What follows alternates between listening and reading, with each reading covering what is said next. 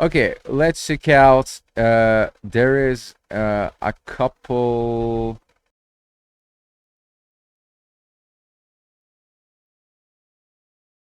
There's a couple stuff that I wanted to check out.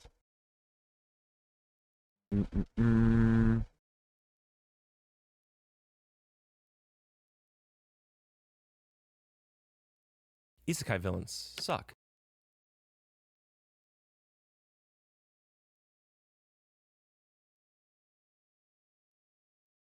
So,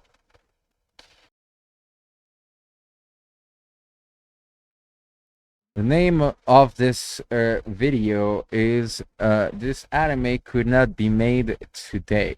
I want to know why. Because basically, before, people didn't care as much about anime as they do today. And so some fucked up stuff got released. Really fucked up? Quite fucked up, yeah. It wasn't like this fucking awful, but it was messed up, right? So let's check it out.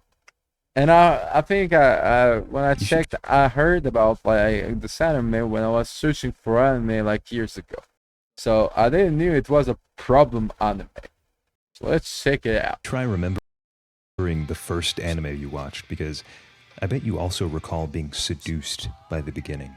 Unless your mom like beat you up and Inferno Cop is playing in the background and now there's Traumatic Link. Starting a new show was something electric. Every time there'd be a cool guy in a brand new world and it'd all come crashing down in the first episode. The beginnings of these stories felt like the first step in an adventure that I really went on. Wolf's Rain is unique because it's about the end of an already dying world. Every street, alleyway, and building wears a coat of rubble. It's clear something terrible happened, but no one questions how insane the planet already is. You hear rumors that wolves were hunted to extinction 200 years ago and are just a fairy tale now. Some say they knew the way to a paradise away from this wasteland, and the most skeptic among us say wolves still exist, cursing us with illusions and wearing our skin. That guy's a wolf, and that guy's a wolf, and that guy's a wolf, and there's wolves. It's called Wolf's Rain. If it were called Parrot's Rain, it would be about fucking parrots. My priority will be really fucking funny. Let me think of an animal where it will be not that will be fucking stupid. It will be fucking stupid. Chickens. Chickens reign. And they exterminated all the chickens. But the chickens they knew the way to paradise. And so some people deserve to eat chicken. There you go. If there's like manga, like a company that like anime company that wants to recruit me for my imaginative mind to do to sell some stories, call me up. Like my socials, no worries. Like, let me think of another animal that that could replace Wolf's Rain, and it will make it stupid. Like the like really the dumbest. It has to be. It has to be like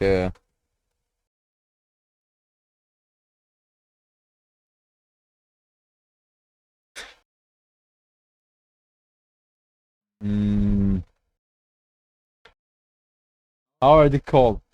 What are they called? Oh fuck! I know the name. I know the name. Wait, let me.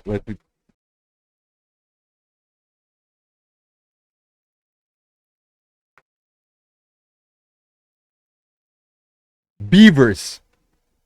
Imagine Beavers' reign. They killed all the beavers 200 years ago. But the beavers, they knew a way to go to paradise.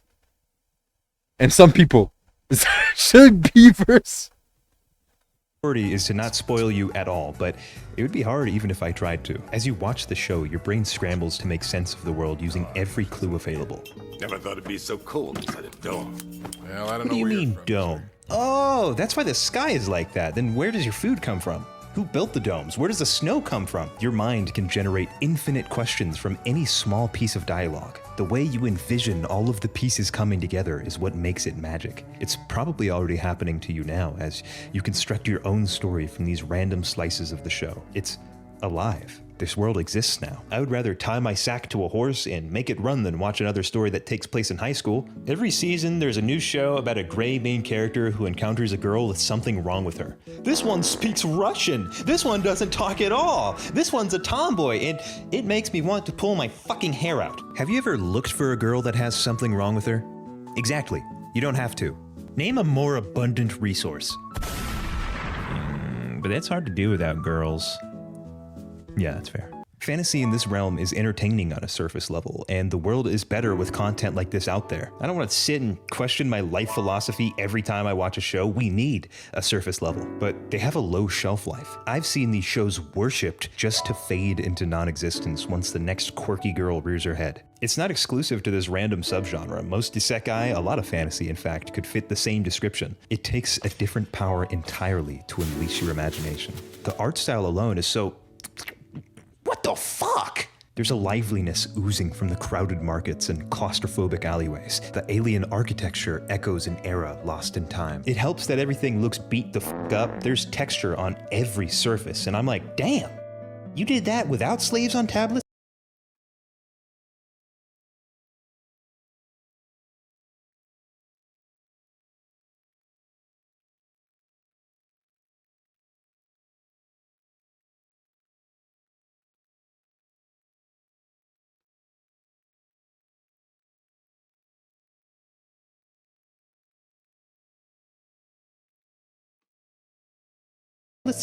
No Vietnamese babies on an assembly line? How the hell were they hand drawing this back in the day? That attention to detail seeps into every crevice of Wolf's Rain. Let me show you the main characters. There's Liara, Zali, Kiba, Gel, Sume. They explode with detail. It only takes a glance to tell they're all main characters.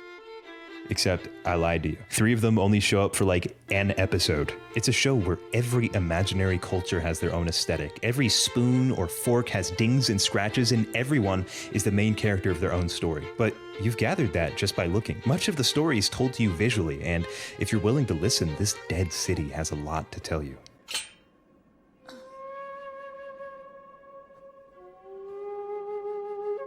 The characters don't have nearly as much to say, which is a little sad. Kiba is a guy who sacrificed everything, convinced he's being drawn to paradise. An instinct so strong it pulls in the wolves around him, and you can't help but question what else he's willing to sacrifice. Again, imagine if it was beavers or chicken, like the animal that they transform into. Think about it. Think about it. How fucking funny it will be. Maybe even a friend. Just even the name, Beaver's Rain. Soon, on Crunchyroll. As desperate as him. But if you were to ask what type of character he is, I would say 2003 main character. The one thing that's dissimilar is he doesn't seem to be scared of pussy, which would make him stand out from other anime protags. But he's a dog, so that's not very impressive. I have like 9 dog bodies. Central Command, this guy f***s dogs. I repeat, Central Command. Oh, no. I mean, like, you know when a dog does that thing to your leg and you're like, no, I trusted you. If anyone's going to be desensitized to women, it would probably be a wolfman. Sume is another interesting one. You meet him while he's robbing a moving train, and after calmly watching his subordinates get picked off, he just hops on the fucking thing and tears it apart. As his comrades celebrate over the hall, it pans over to him, just dead inside. I want to know more about this guy. Until he talks and says, I'm a tough guy that doesn't need friends. You know what the fuck my character arc is gonna be. The main villains have such human motives. Each episode you hate them less and less. I wish I felt as compelled by the good guys. Yet, I cried for them. While I didn't love the characters, I did care where their journey took them. It felt inevitable that on an adventure like this, I would be so invested in the people that took me there. Normally, I watch anime like a Joestar. I can tell you it's gonna happen in a scene after seeing a pixel. Oh. If I may, sir, allow me to introduce Phantom's general Was that a director fucking... Yep. I didn't have a relevant clip. The point is, it's easy to recognize patterns in storytelling after a while, so I've developed a taste for being lost. We all know what these guys want, paradise, but what will happen in between is just as alien to us as it is to them. They're guided by a vague remnant of instinct, so it's anyone's guess how they'll reach their destination. Are there giant birds that can fly them? Can they hitchhike on these spaceships? I don't know. And that's such a fun aspect of this show. It's just one big adventure. The art is insane. The music is out of this world. There's plot holes. It's not the deepest show, and the pacing slows to a grinding halt midway. This is something I know I would have hated as a kid, and most people are going to drop it after 3 episodes. But the vibes are so alluring. The vintage look is vintage. It's not coming back. This beautiful music you're hearing was recorded differently, and the writer, Keiko Nobumoto, has passed away. There won't be something like this again. It saddened me that such a beautiful anime is one of the last of a dead style. But as that thought came to mind, I remembered being super baked. I was at a lady's house, giggity, and had smoked that Walt Jr. pack. This, of course, left me profoundly thirsty, so I walked over to the sink to get some water. The coldest this sink gets is hot! This fuck-ass sink only has warm water, I nearly declared out loud. But I noticed it didn't seem to bother her, so I swallowed my words and wondered, is there anything positive about only having warm water? How's she so content? My mind drifted off in search of an answer. Nothing came to me, so I threw some ice cubes in.